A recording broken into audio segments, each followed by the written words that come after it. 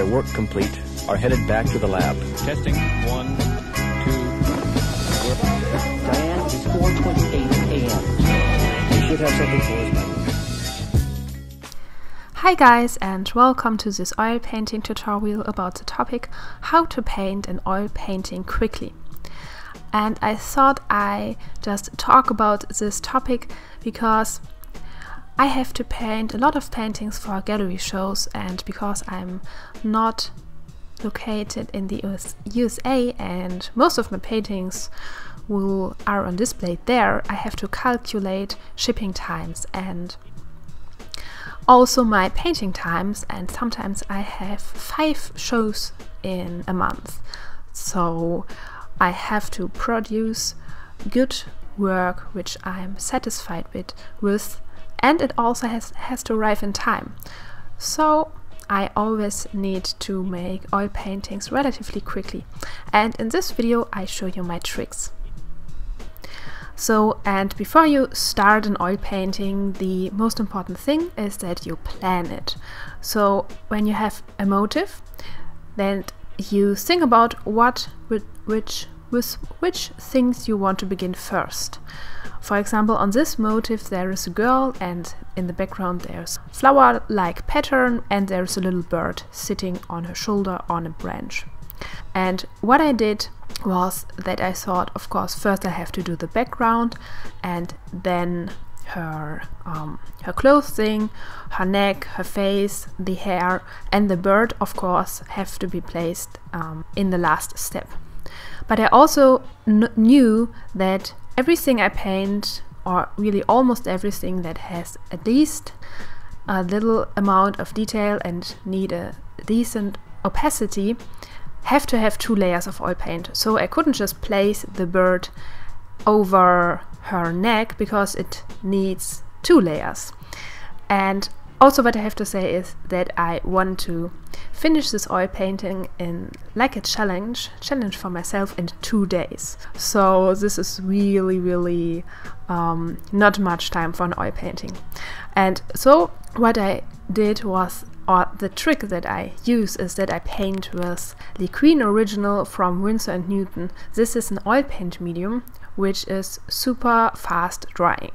So when you use a thin layer of oil paint and probably half or 2/3 of oil paint medium in your oil paint, then the probability that the oil paint is dry 1 day after you started this is really very high, and most of the time it's dried. You just don't have to paint with pure oil paint. You really need to mix every color you use with this oil paint medium, and that is what I did. So I had to finish her neck in a decent look to just place the bird then at the same day on her neck, and then at the next day I could finish the bird. And I really didn't know if this experiment would even work at all, because I have never tried it to finish an oil painting in 2 days. But I was super surprised that it totally worked out, and it really opened my eyes how I could effectively work, and just when I am stressed that I know that I can do an oil painting in 2 days. Of course you don't have to do it, and I will probably don't do it all the time, but it was really very fascinating for me. And here we are still at the first day. I'm filling out all the areas that are important to finish at the first day, and as I said, I use a lot of LIQUIN all the time, and even in my whites. Normally I don't use much LIQUIN in my whites, but it has to be dried the next day, so I used a lot of it. And in the background I wanted to have kind of translucent feeling to the oil paint, so I used a lot of LIQUIN to make these tinting layers and to have a nice pattern with a flower background. And here you see that I just did my washes, and after the washes I put the painting down and let it sit for a couple of hours and did grocery shopping or whatever, some homework. housework in the meantime, and then in the afternoon I came back and finished the bird. And the washes were already dried. What is important is when I do the washes and then I paint, I just continue painting, the washes just take off all the oil colors of the painting, and then you have a really ugly pattern, and this is why it has to be dried just a bit so that it doesn't flow down the painting and take off all the oil paint. And here we are already at the second day of my oil painting, and in this day I have to totally focus on the perfection of her face, because this is the second layer on her face, and because I kind of did it as a challenge to myself, it should also be the last layer. And normally I use at least 3 or 4 layers of oil paint for a face until I'm happy with it. So it was a little bit stressful, but I really finished it, and it definitely worked out. So what I did was that I started at the most difficult place in her face, which to me was her nose, because it has a really difficult shadow, and the color values also were very close to each other. And things that I find easy is when you have a very dark area and very light area, but places or areas where the color values are close to each other and there are a lot of details, and if it's such an important thing like the nose, this is really a difficult area to me. So I started with this place to paint, and after that I blocked in all the colors around, and I use my Tosh brushes for it because they are flat, and with them the advantage is that depending on how you hold the brush, in which angle you hold it, you can go with the form and with the shape of your subject. So for example, when I want to make the edge of her lips, I take the flat brush and go along the edge, and you see that my brush angle changes all the time, and this is because I want to have smooth edges, and it also helps to make the object look a little bit more realistically when you go with the form with your brush strokes.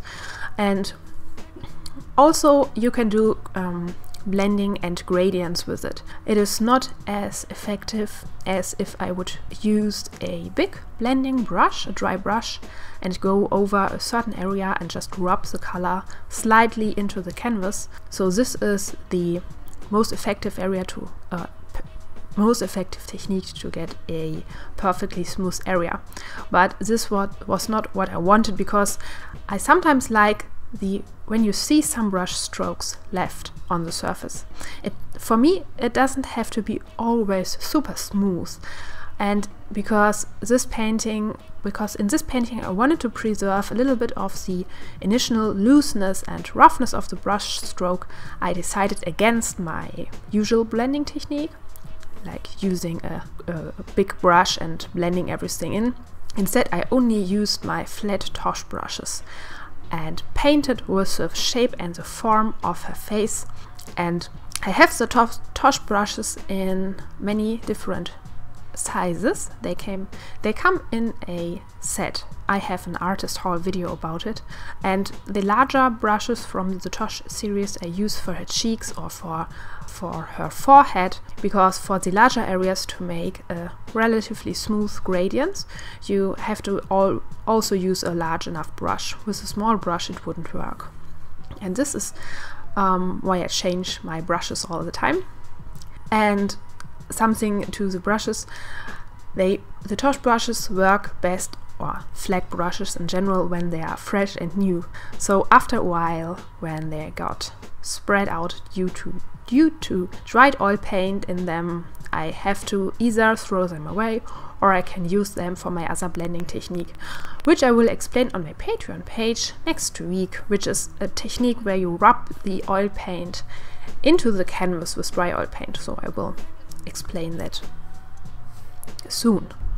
if you're interested in learning more about my technique on my Patreon page, just pledge the $5 reward tier. You will get an exclusive and free painting tutorial every week, and you have also the chance to vote on which video topic you are interested for the next one.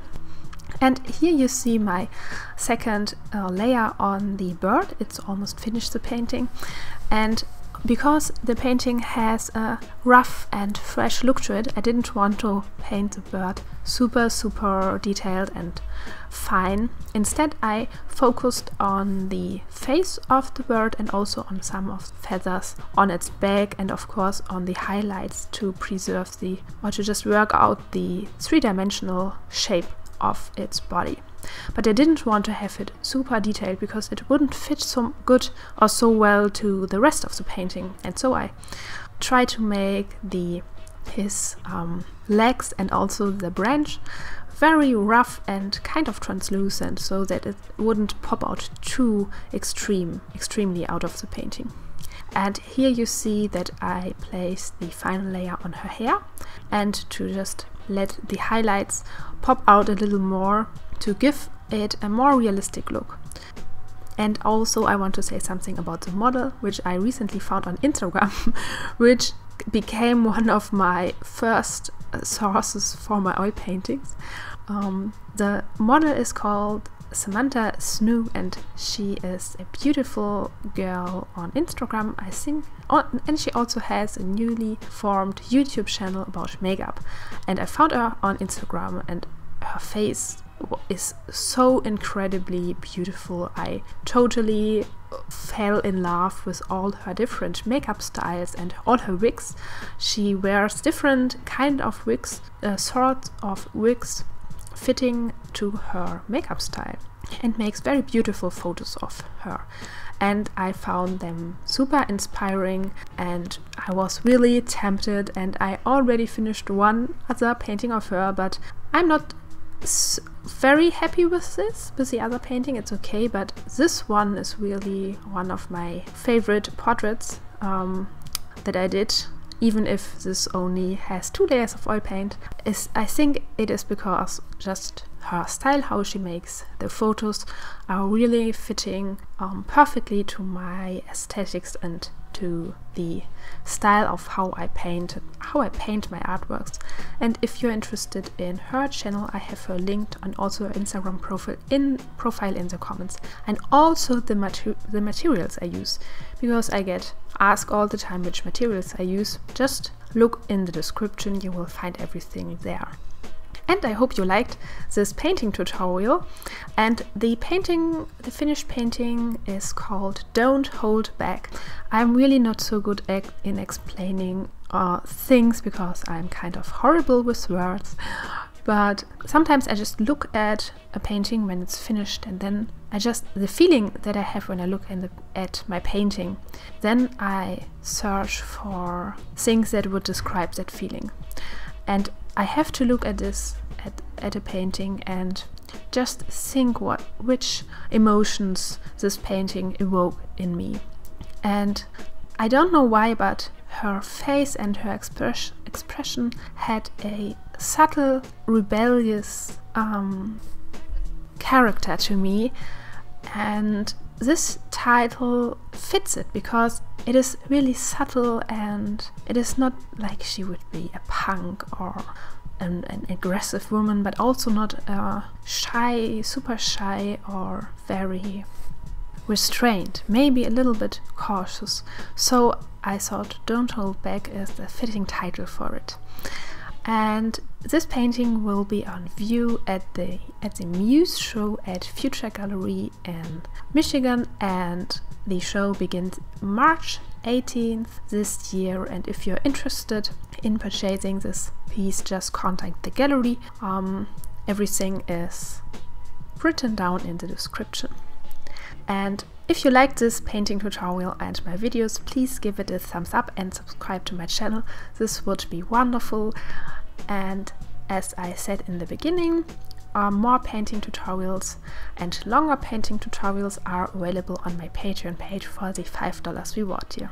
I hope you have a great painting day and I see you in the next video. Bye bye! Diane, it's 4:28 a.m.